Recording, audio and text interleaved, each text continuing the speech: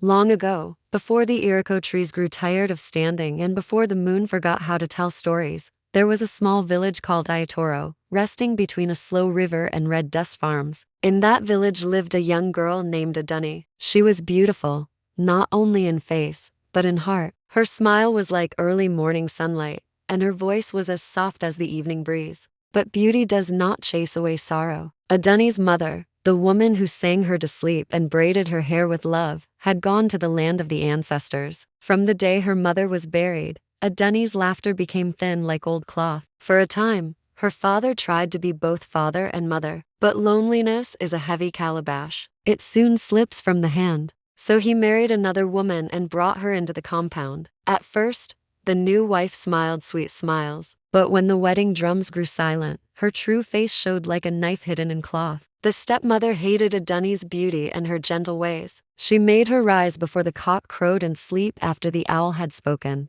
Adunni fetched water till her fingers cracked, swept the compound till her back bent, and worked in the farms till her feet bled. While her own daughter ate warm yam and wore clean cloth, Adunni was given scraps and rags. Yet Adunni did not answer wickedness with wickedness. Each night, she sat behind her mother's old hut and whispered to the stars. "Oh, my mother," she would say, "if you still hear me, send me strength." One dry season morning, when the sun was already angry, Adunni went to the first stream to fetch water. On her way back, she met an old woman bent like a question mark, struggling with a heavy load of firewood. "Child," the old woman said, "will you help me?" Though her own head already ached from the water pot, Adunni dropped it gently and lifted the woman's firewood. They walked together. At the edge of the forest, the old woman stopped. Her eyes shone like moonlight on water. "Kindness," she said, "is never wasted." She touched Adunni's forehead. A cool wind blew. When Adunni blinked, the old woman was gone.